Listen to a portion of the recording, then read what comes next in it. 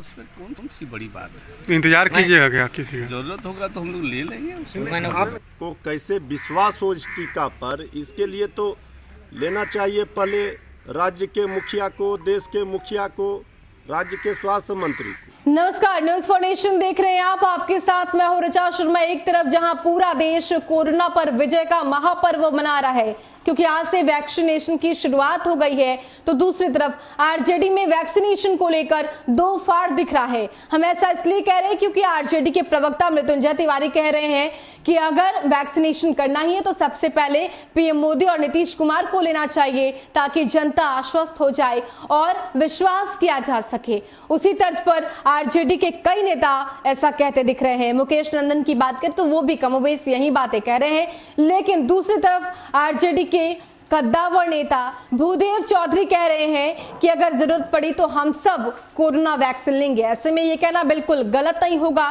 कि एक तरफ आरजेडी के कुछ नेता कोरोना वैक्सीन के सपोर्ट में है तो कुछ कह रहे हैं कि कोरोना वैक्सीन का साइड इफेक्ट भी हो सकता है। ऐसे में पहले प्रधानमंत्री नरेंद्र मोदी को इसका टेस्ट कर लेना चाहिए।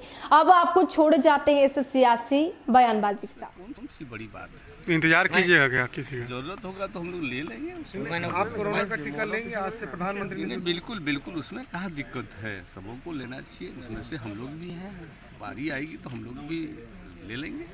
लेकिन कुछ लोग विरोध कर रहे हैं, महागठबंधन के लोग ही इसका कुछ लोग विरोध कर रहे हैं। कुछ लोग जो विरोध कर रहे हैं उनके विरोध करने का क्या बात है, उस पर हम लोग क्या कहेंगे। लेकिन मुझको तो लगता है कि टीका लेना चाहिए। जिस उद्देश्य से वैक्सीन आया है उस उद्देश्य की पूर्ति होनी चाहिए।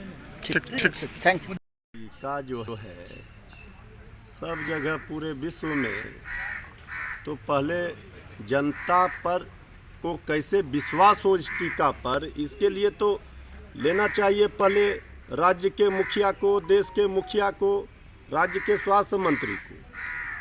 तो यहाँ तो सबसे पहले सफाई कर्मी को दिया जा रहा है।